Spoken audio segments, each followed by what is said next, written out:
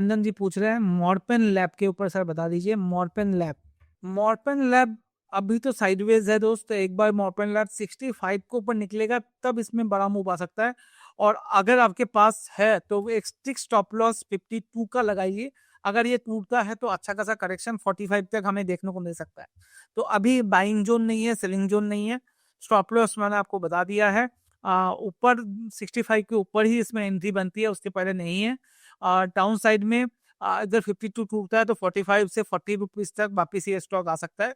Pharma index भी कोई ज्यादा अच्छा हमें दिख नहीं रहा हमारे रैंकिंग सिस्टम में। फार्मा अभी रेड शो कर रहा है, तो मेरे हिसाब से फार्मा से भी अभी दूर रहेंगे तो ज्यादा अच्छा रहेगा। मैं इसके साथ साथ अपना रैंकिंग सिस्टम आपको दिखा देता हूँ और शेयर करके, तो क्या क्या रैंकिंग लग रहा है अभी के लिए वो हम बात कर लेते हैं। तो अभी देखोगे आप तो निफ्टी माइक्रो कैप अभी रेड सिग्नल में है, तो हमें इसमें माइक्रो कैप में पैसा नहीं लगाना है।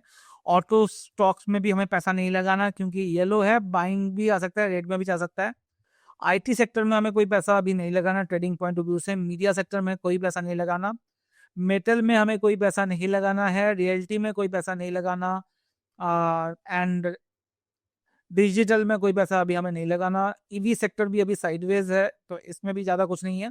बैंकिंग स्टॉक में अभी भी हमें बहुत अच्छा लग रहा है, तो बैंकिंग स्टॉक +6 में है, जो हाईएस्ट ऑफ द रैंकिंग है। तो इसमें ध्यान रखिए, जैसे हमने बात की अब आईसीसी बैंक, एचडीएफसी बैंक, इसमें ध्यान दिया जा सकता है।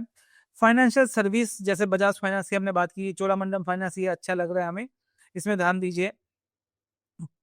अब प्राइवेट बैंक अभी बात की हमने, उसमें देखिए कमोडिटीज में अभी अवॉइड करेंगे। सीपीएससी इंडेक्स को भी हम अवॉइड करेंगे, वहाँ का भी स्टॉक हम नहीं लेंगे। इंफ्रास्ट्रक्चर स्टॉक सेक्टर अभी हमें देखना चाहिए, ये अब नया घूम रहा है। अगर आप देखोगे यहाँ से पिछले कुछ दिनों से 4 की रैंकिंग होते होते लास्ट कुछ दिनों से इंफ्रास्ट्रक्चर सेक्टर जो है, सॉरी ये वाला, एक आउट परफॉर्मेंस दिखाना स्टार्ट किया। तो मैं यहाँ पर अपनी टीम को भी बोलूंगा ये सेक्टर लिख के रखे और यहाँ के स्टॉक्स को आइडेंटिफाई करें।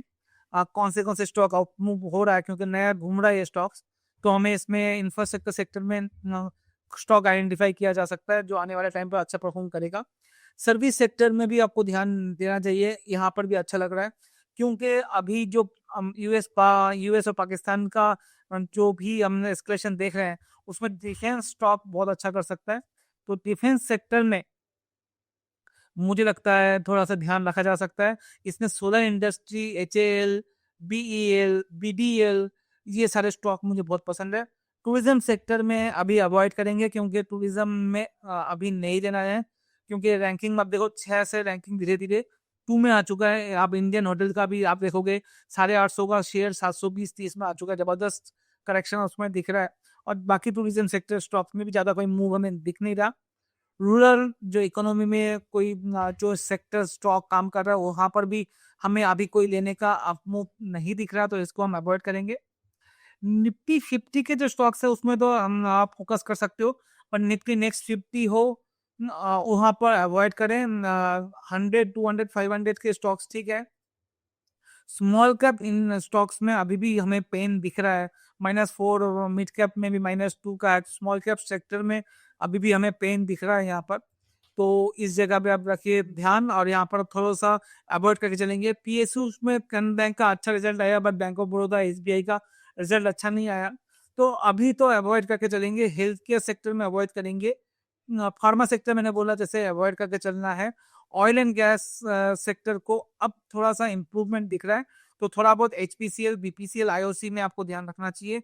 कंज्यूमर ड्यूरेबल, एफएमसीजी जो स्टॉक्स है उसको अवॉइड कीजिए।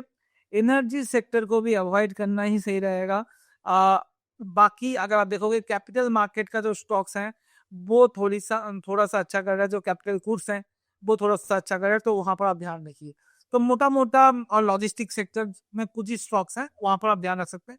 मोटा मोटा ये सेक्टर एनालिसिस अभी हमें ये लग रहा है जो कौन से सेक्टर में आपको फोकस करना चाहिए, कौन से सेक्टर में आउट परफॉर्मेंस आ सकता है, कौन सा सेक्टर है जो अंडर परफॉर्म हो सकता है, इसके बारे में हमने अभी बात की है। आप ये सारे सेक्टर मैंने, आप वापिस एक बार वीडियो को पीछे जाके देख लीजिए, आपने लिखना है डायरी में लिख लीजिएगा कौन से सेक्टर में ही आप ट्रेडिंग करना है और कौन से सेक्टर को सेलिंग की अपॉर्चुनिटी देखनी है या सेल नहीं करते तो हमें बाइंग तो एटलीस्ट नहीं करनी है। करेक्ट।